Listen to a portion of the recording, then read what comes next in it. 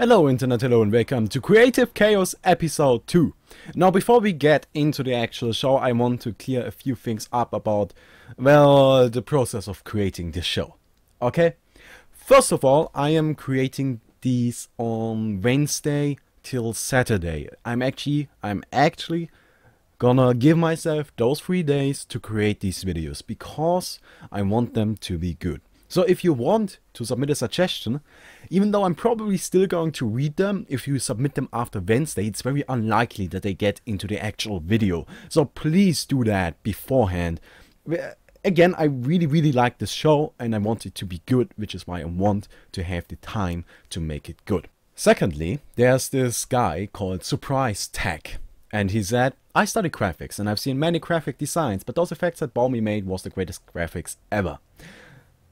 Of course. But if you, however, feel like contributing, this goes all to all of you, to those brilliant graphics, go ahead, send me a message, or I'm gonna post on Facebook once I know what kind of things I want for the video.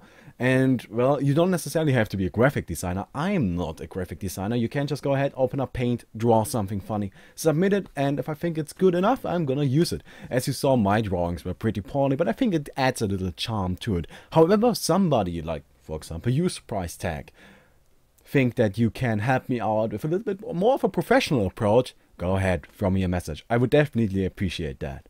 Even though I explained this already last episode, I want to say it again. We are not going to be talking about numbers. Design can be, but usually is not about numbers, and I don't think any of us know enough about the game to actually talk about numbers. That being said, there's really no other restriction to any of this. Now let me give you an example of something I do not want to see. There are many problems with this comment. First of all, it doesn't make any sense. If you look at it, you can see that Q scales, but all of his other abilities apparently don't. For some odd reason that I do not understand. So I guess with this hero, you're gonna skill Q to level 4 and get everything else just 1 point into it and then stats, I suppose. I don't know. Now, let's just completely ignore all of his abilities and just talk about the mana cost. Why do you think that 100 mana for the Q is a good number? Why do you think that? 100 mana for 300 damage is really low. Really low. And also it's a 2.5 second stun. In my opinion, that seems to be ridiculously overpowered. And it just doesn't make any sense. This is not a design suggestion. This is, well, I suppose you're suggesting a new hero, and this is the second problem. I do not want to talk about new heroes just yet, because I don't think we have gotten the feel of creating, well, design for a game like this yet.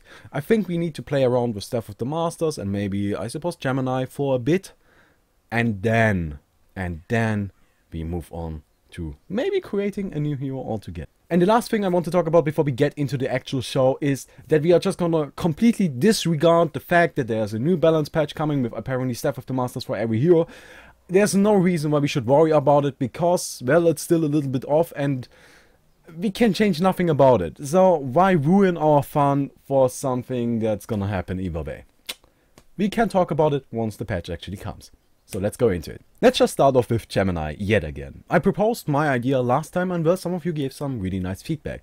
And here we go with the first one. Leo Fossey wrote, I love the toggling Gemini's art idea, but I think it would make him too overpowered. If you build him tanky with lots of regen, you would just chill in the fire form with no penalties. Maybe if he took 30% more damage from all sources like Elder Parasite, or maybe reducing his armor and magic armor drastically would make him more viable. Also, he already has an escape mechanism from the stun, so in ice form he would be invincible. Maybe if in ice form he would also lose movement speed. This is actually quite interesting. I like this. I have seen this part in many different comments before, where the people have said, well, I like your idea, but I don't think you are actually putting enough of a focus on those different forms, on the different playstyles in those forms. To avoid that problem, we already had multiple ideas. First of all, instead of taking damage and losing mana in the different forms, you just straight up take more damage in the fire form, or, well, you lose movement speed in the frost form. Now, the only problem I myself see with that is farming. If you want to farm in the fire form, you're going to be able to do so very, very easily. Just taking more damage may be significant by fighting against heroes, but once you reach a certain point in the game, creeps are not going to deal enough damage to you anyways for that to be any issue. And especially if you consider a hero builds like a Helm of the Black Legion, well, 30% more damage, but 40 of the damage is blocked anyways, so the creeps are not going to deal no damage to you either way. So I can see that being kind of an issue. If we say you lose movement speed in the ice form though, that throws up a different problem. The fire form creates an issue with farming, the frost form creates an issue with laning. So if we now say, well, you lose movement speed if you are on the ice form, what stops you from just going into the mid or any lane for that matter, talking on that ice form once you hit level 6 and just farming indefinitely? The enemy is not going to be able to harass you out of the lane because of the defensive stats the frost form gives you, or this is going to have major difficulties with that. And movement speed really won't be an issue. This is why I suggested the mana drain for the frost form, because you then can't just sit in the mid lane and activate that frost form and farm up, because you're just not gonna have enough mana to do so. Actually, the more I think about it, the more I like the idea of having a constant mana drain on the ability. However, before we go into that, I want to quickly open up 2 design decisions we have to make at this point in time. Do we want the ability to be more of an pick and choose type of ability? So we have to choose when do we want to use it and when do we choose to not use it? Or do we want it to be like Manacles W? So, well, we either got this one enabled or we got this one enabled. I personally think it would be much more interesting if we made it a pick and choose type ability. Let me just give you an example of what I'm talking about. So I would like to have it in such a way that if you use either form, you actually start losing mana. Yes, even the fire form. And let's just say it's a significant amount of mana. Let's say it's 5%. So you lose 5% mana every second. So you can keep it alive for 20 seconds. Now, during a team fight, 20 seconds, it's not a whole lot, is it? It's really not. During laning, obviously not. And during a gank, well, it can be. It can also be much too short to do anything with it. So we've got to choose. When do I want to use the fire form? When do I want to use the frost form? Do I want to use them at all? Or would I rather just save my mana for when I need them? It would give a very, very high skilled aspect to the hero that's actually very difficult to use, and I personally would really, really like to see that. However, we could also say, well, you just take more damage in the one form and you just move slower in the other one. This would make it in such a way that you can just keep them activated whenever you want to. But it's much more about choosing, like, do I want to use this form right now or do I want to use this form? Why with the other one it's more like, well, do I need this form right now? Do I really, really want to use this one? Because if I do and I fuck it up, well, I might have lost everything I could possibly do during this fight. And well, that's up to you. That's really up to you. So give me your opinion. I also want to quickly touch on a suggestion from Onur Senduron. He said that he wants item effects to still work in Gemini's ultimate. So basically, if one wolf hits, the counter for the Thunderclaw goes down. If the second wolf hits, the counter for the Thunderclaw goes down. It's like his twin strike. And whichever wolf gets the 5th hit, well, he triggers the Thunderclaw. I actually think that's very, very interesting.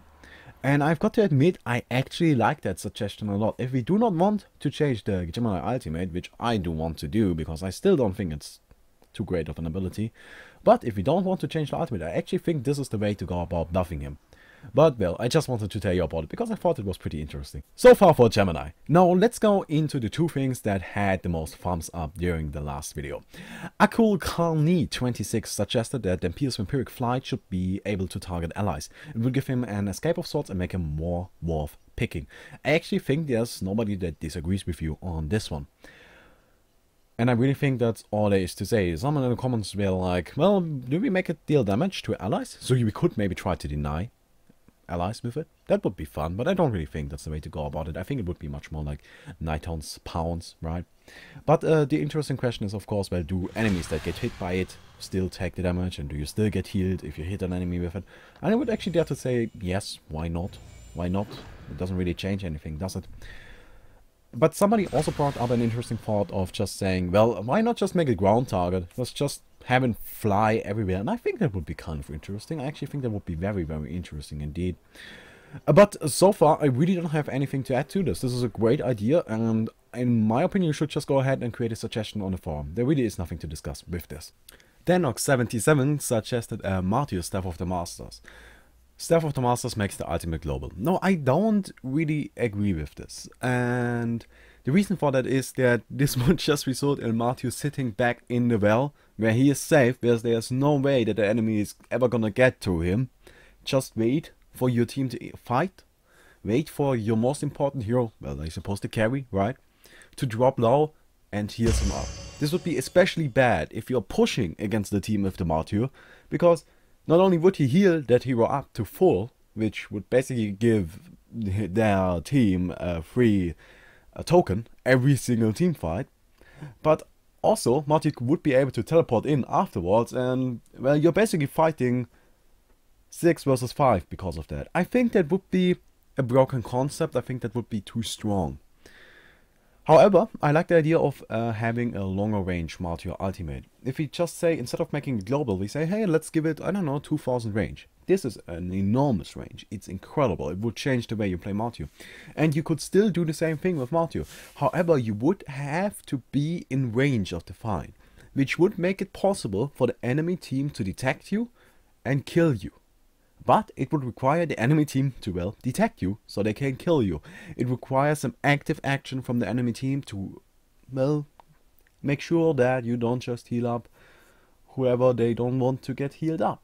But it's gonna be very difficult to do so. Much more difficult than with the unboosted ultimate. And that's why I like the idea, because it changes the dynamic of the game. It changes the dynamic of the game, but I think global would be kind of too strong. And now, before we finish this video, I actually want to start designing an item from ground up. Just an item.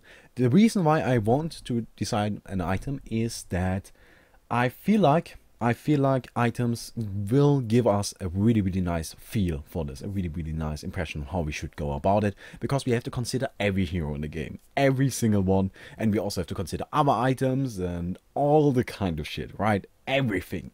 That's why they only very rarely add items into the game. So yeah, now the big question of course is, what kind of item do we want to make? I personally of course want to have a manly item. The manliest item we could possibly create. And that's all I'm going to give you. Let's create the manliest item we can come up with. It's your choice. You do whatever the hell you want. Give me suggestions so we can start working on that. This time around we are not going to be basing it on anything. Go wild with your imagination. I want to see what happens. And well, I hope you enjoyed this video. If you did, please don't forget to leave a rating on the video. And yeah, see you later on. Or tomorrow. I don't know. Well, bye.